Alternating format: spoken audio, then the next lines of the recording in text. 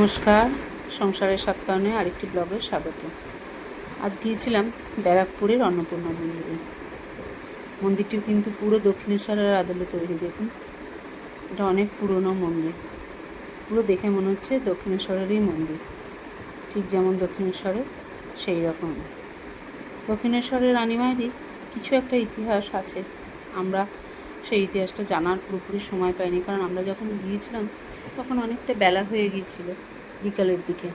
তাই আমরা আর ওই ইতিহাসটা পুরোটা জানার সময় পাইনি। কিন্তু এত সুন্দর মন্দিরটা, খুব ভালো লাগছে, আর পরিবেশটাও খুব সুন্দর। এই যে আমরা সবাই এসেছি। মন্দিরের চত্বরটাও বেশ বড়, এখানে অনেকগুলো শিব মন্দিরও রয়েছে। আর এই যে এটা হচ্ছে আমাদের ছোট সদস্য, তার তো সারাদিন চলছে দুষ্টুমি। খুব আনন্দ, সারাদিন সে ঘুরতে পারছে আর দুষ্টুমি করতে পারছে। সেই নিয়ে মন্দিরের ভেতরে মা অন্নপূর্ণার মূর্তি আছে, কিন্তু মন্দিরের ভেতরে ক্যামেরা নিয়ে ঢোকা নিষেধ, তাই মায়ের ছবি তুলতে পারিনি।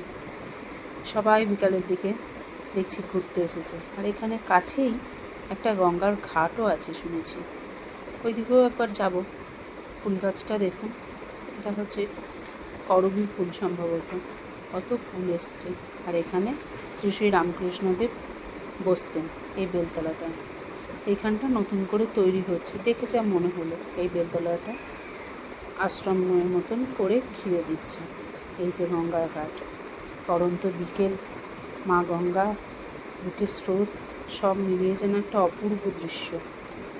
মন্দিরের বাইরেটাও দেখতে খুব সুন্দর লাগছে। সন্ধে সন্ধে হয়ে এসছে তো, তাই চারিদিকে আলো জ্বলে উঠেছে।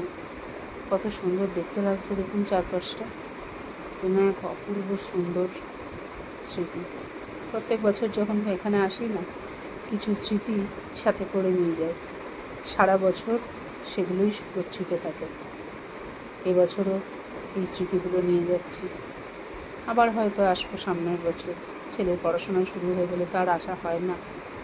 আবার হয়তো পরের বছর আসবো, কি মাঝখানে কখনো ছুটি করলে আসা হবে কি না জানি না। কিন্তু এত সুন্দর সময়টা কাটলো। আর কিছু ছবি তোলাতে থাকেই। এই যে ভোলেনাথের